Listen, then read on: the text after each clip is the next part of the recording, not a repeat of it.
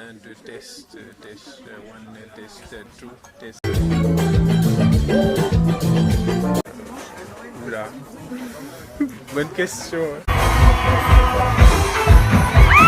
Et Alex Kaby, guitariste de profession. Donc c'est devenu mon métier en 2014. Même si c'était déjà plus ou moins un métier auparavant, mais la différence a fait que en 2014, par rapport à mon déménagement de Bordeaux vers Paris, j'ai dû payer des charges. Alors, j'ai commencé la musique tout départ en faisant des bœufs avec mon père à l'époque. J'avais 4 ans et demi, un truc comme ça. Très vite, en fait, j'ai développé ma passion pour la musique. Au début, j'ai hésité entre la percussion, la batterie et la guitare, et finalement, je me suis orienté vers la guitare. Et donc, mon premier cours de guitare, c'était à l'âge de 7 ans. Ça a toujours été un choix très profond, ouais. Logique, je sais pas, mais en tout cas, c'est super que j'ai réussi à trouver une vocation qui me plaît et que j'excelle et que j'arrive à exceller dedans.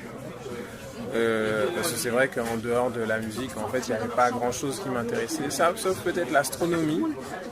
Mais c'est vrai que je suis pas allé plus loin que ça. Donc, je suis né en région parisienne, mais mes parents sont nés en Martinique. Et la culture a toujours fait partie de la maison parce que mes parents parlent créole couramment.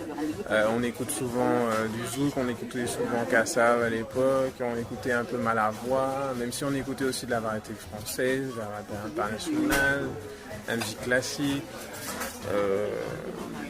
Mais la culture antillaise a toujours été ancrée plus ou moins. Ça a influencé mon jeu. Et puis mon orientation musicale en fait. Bon, déjà pourquoi le compas? Parce que guitaristiquement c'est plus intéressant pour moi que... alors quand je dis ça, c'est plus dans le sens où... comment expliquer ça? C'est comme si le fait qu'il y ait des arpèges qui soient un peu saccadés, contrairement à un accompagnement qui est assez... droit dans le zouk, ça donne un côté défi à relever. Voilà. Et puis les solos aussi, il y a des solos de guitare qui sont très dansants dans le compas. Et dans le zouk, c'est plus des solos de performeurs. Et c'est vrai qu'à l'époque, j'étais plus attiré par les accompagnements ou les solos dansants que vraiment les solos de performeurs. Ça, c'est arrivé bien longtemps après, quand j'ai rencontré Yanis au conservatoire. Alors, actuellement, je joue avec Jocelyne Desrois, parce qu'on est en pleine tournée dans les Antilles, en France, en Afrique aussi. Et je joue avec Jean-Paul Nemro aussi, en ce moment, qui sera en tournée bientôt. Et je joue aussi assez souvent avec Dan Junior. Et je fais partie aussi d'un groupe qui s'appelle Jikan, qu'on a vu pendant le confinement, qui a fait un gros succès avec la reprise de Kassav par Lison Palais, et qui a sorti sa première compo il y a 1 an qui s'appelle La Ligne, et que je vous invite à écouter sur les réseaux, sur YouTube, etc.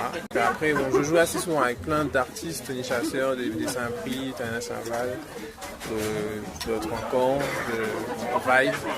Voilà. J'aime bien trouver un moment pour juste être seul, quoi. Genre pendant 5 minutes ou entre 5 et 20 minutes.